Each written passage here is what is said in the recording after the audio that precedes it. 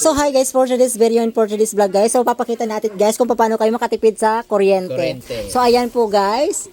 Sa murang halaga makakatipid kayo ng up to 50% of your current bill. Oh, see, ito na po yung demo ni Maday Badong ng bongga.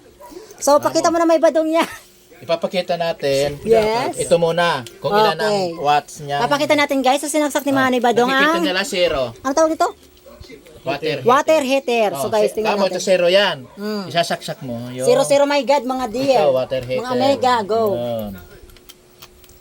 So ayan, makikita natin guys yung kung magkano yung tinatakbo sa kuryente ng water heater. So napakataas, mega. 1, 2. 1, 2. Oo. 1, 2 point something, ganyan. Yun, makikita 1, 2. natin.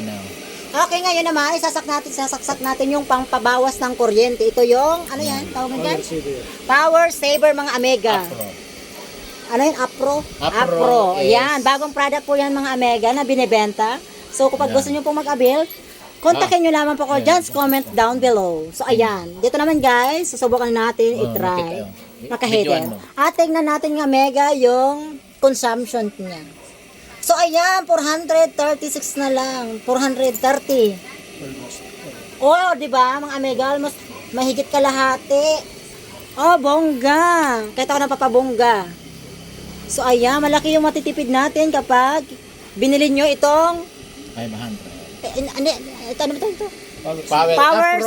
Apro Power Saver. Ito. Yan yan. Mga mega, bili na tayo ng mga bongga nito. So yun lamang for today's video. Ito yung company niya. So ayan, hindi mo pinipagtao. Yan, kailangan kasi ka na ito bakal para kita makadilin siya. Hindi namin pwede din siya mag-contact.